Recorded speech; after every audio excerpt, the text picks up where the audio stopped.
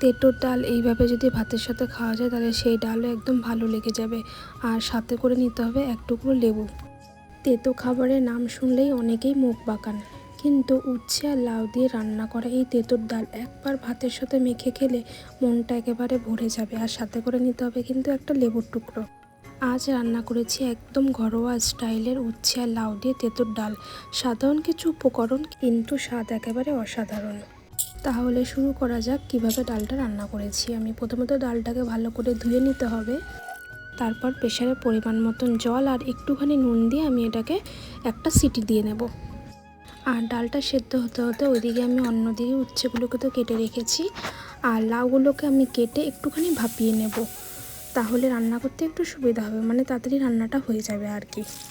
আর তারপরে উচ্ছেগুলোকে আমি হালকা গরম তেলে একটু ভেজে নেব, বেশি ভাজতে হবে না, নুন হলুদ দিয়ে হালকা করে ভাজলেই হবে। ব্যাস এরকম টাইপের ভাজা হয়ে গেলেই নামিয়ে নিতে হবে। উচ্ছেগুলো নামিয়ে নেওয়ার পরে ওই তেলে আমি একটা ফোড়ন দেব। আর ফোড়নের জন্য আমি দিয়েছি প্রথমে শুকনো লঙ্কা আর অল্প একটু তেজপাতা, ওটা একটু নাড়াচাড়া করে তারপর অল্প করে একটু মেথি দিয়েছি, কারণ তেঁতুর ডাল করছি, মেথি না দিলে তো হবে না। আর তারপর একটু গ্রেট করে রাখা আদা, এগুলো দিয়ে ভালো করে একটু নাড়াচাড়া করে নেব।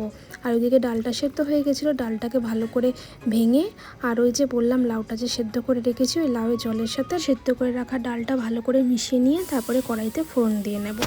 আর এই তেঁতুর ডাল রান্নার মেন জিনিসটা কিন্তু এখন আমি ডালে দিইনি, ওটা কিন্তু ডাল নামানোর কিছুক্ষণ আগে দিতে হবে। আর ওই জিনিসটা না দিলে কিন্তু এটা যে তেঁতুর ডাল একদমই মনেই হবে না তেঁতুর ডাল, না কোনো স্বাদ আসবে না কিছু। তারপরে একটুখানি হলুদ দিয়ে দেবো আর ভেজে রাখা উচ্ছেগুলো দিয়ে দেবো। হলুদ কিন্তু আমি এর আগে দিইনি, ডাল সেদ্ধ করার সময় শুধু নুনই দিয়েছিলাম।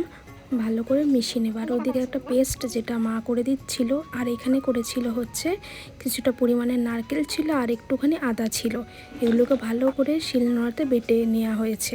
তারপরে এই বাটাটাকে ডালটা ফুটে গেলে তখন নামানোর কিছুক্ষণ আগে এই পেস্টটা দিয়ে ভালো করে ডালের সাথে মিশিয়ে নেব। ডাল যখন ফুটতে ফুটতে উচ্ছে আর লাউয়ের সাথে একদম মিশে গেল, তখন যে গন্ধটা বের হলো সেটা সত্যি মন ভালো করে দেওয়ার মতন।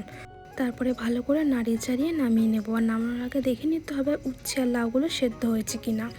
আর নামানোর সময় একটুখানি চিনি দিয়েছি, চিনি না দিলে টেস্টটা ঠিক ব্যালেন্স হবে না, ওই কারণের জন্য চিনিটা দিয়েছি। আর তোমরা চাইলে এখন ঘিটা দিয়ে নামিয়ে নিতে পারো, যেহেতু আমার কাছে ঘি ছিল না তাই আমি ঘিটা দিতে পারিনি, কিন্তু ঘিটা দিলে কিন্তু খুব সুন্দর লাগবে খেতে। তো এই যে আমি নামিয়ে নিয়েছি, আমার ডাল রান্না হয়ে গেছে। তোমরাও কি বাড়িতে আমার মতন এরকম উচ্ছে দিয়ে তেঁতুর ডাল রান্না করো? যদি করে থাকো তাহলে আমাকে একবার কমেন্টে জানিও। আমাকে একটা ফলো দিয়ে পাশে থাকবেন। আর দেখা হবে নেক্সট কোনো একটা রান্না নিয়ে। ততক্ষণ ভালো থাকবেন, সুস্থ থাকবেন, টাটা।